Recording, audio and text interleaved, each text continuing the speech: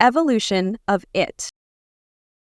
It makes its on-screen debut appearance in the live-action miniseries It, based on Stephen King's 1986 novel of the same name, as the eponymous main villain portrayed by Tim Curry. Here, it predominantly appears in the form of a clown, called Pennywise, with red hair, white painted skin, makeup, and a bright-colored costume, while his true form is unknowable for humans, due to its nature as an entity from another dimensional realm, whose original appearance draws in and kills whoever looks upon it. Besides Pennywise, it also takes several other forms throughout the series, which are mainly based on the fears of its victims, which it can embody, as well as more commonly as a male, though at the end it assumes its final form before disappearing, which is a large and monstrous female spider, while its powers include not only shape-shifting, but also telepathy, illusions, invisibility, super strength and invulnerability, and the personality of a cruel, sadistic, apathetic, and cunning killer, representing pure evil. In the story, it appears with one notable difference from the novel, specifically that now it emerges into the human world every 30 years, rather than 27, after which it terrorizes the town of Derry, preying and feeding on scared children as well as adults, but much less frequently, following the same group of children, beginning with their first encounter in 1960, and then again later in 1990, already as adults. After it attacks and kills Georgie, a younger brother of one of the main characters, Bill Denbrough, he and other children gradually reveal more and more details about it through their investigation into the history of their town, discovering that it, as Pennywise, has been seen in their town from the very earliest records available to them, which means that it's not a biological creature, but an otherworldly one. Later, after it terrorized the group of the main characters called Losers Club, as well as managed to take away many other people along the way, they came up with an idea to use its power of telepathy against it, by way of imagining various things that can hurt it, such as a boy, Eddie, who imagines his inhaler is full of battery acid and thus is able to melt half of its face, and a girl, Beverly, who fires silver earrings at it, which break its head open. Then, the children use the same tricks after it returns in their adulthood, though the second time, they also manage to rip its heart out and kill it, or its physical form, as a result at the end. Then, it cameos in the 2004 animated movie The Polar Express, in the scene when the main character boy gets temporarily stuck in an abandoned train car among various old toys.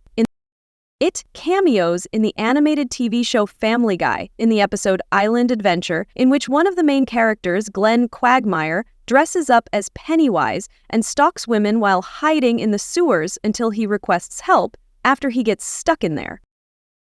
Then, it can be seen in the animated sitcom series Duncanville, appearing in the episode Sister Wife, where one of the central characters, Kimberly Harris, becomes mad after being ignored by everyone, and thus tries to receive negative attention from others, even Pennywise, who initially rejects her too. But at the end, after she returns home, Pennywise reappears and feels sorry for the past and offers to kidnap her, which she angrily refuses, closing her window and trapping his fingers in the process.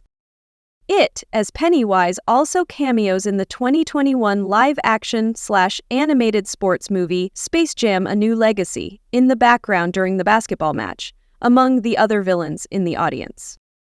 In the animated TV series The Simpsons, It appears in the Halloween special episode Not It, which is a parody of the original story as depicted in the two-part movie adaptations portrayed by Crusto the Clown and voiced by Dan Castellaneta. Here, even though the clown form of it wears similar clothes to the original Pennywise, this version has both green skin and also makeup, while still retaining its usual powers and abilities. In the story, however, despite him also terrorizing the people of the town of Kingfield, the reason behind this was revealed to be his desire for revenge as a result of people not finding him funny throughout his circus career in the past, which was also the way by which this version of the Losers temporarily defeated him the first time, after he accidentally injured himself and all the children genuinely laughed at him, surprising him in the process.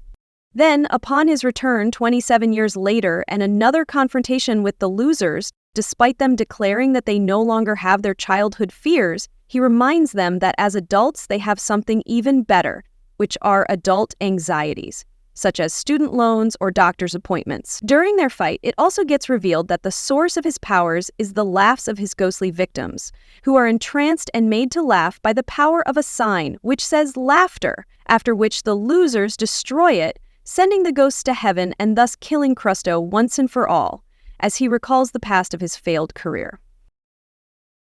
Finally, it appears in the live-action TV series It, Welcome to Derry, which serves as a prequel to the two-part story of the two previous movies, being portrayed by Bill Skarsgård. In the story, set 27 years prior to the events of the first movie, both the past of the town Derry and also It get illuminated, though It mainly appears in the form of various fears of children, rather than the usual Pennywise, continuing to terrorize and kill the people of the town, while several of them conduct an investigation and try to figure out what's really going on.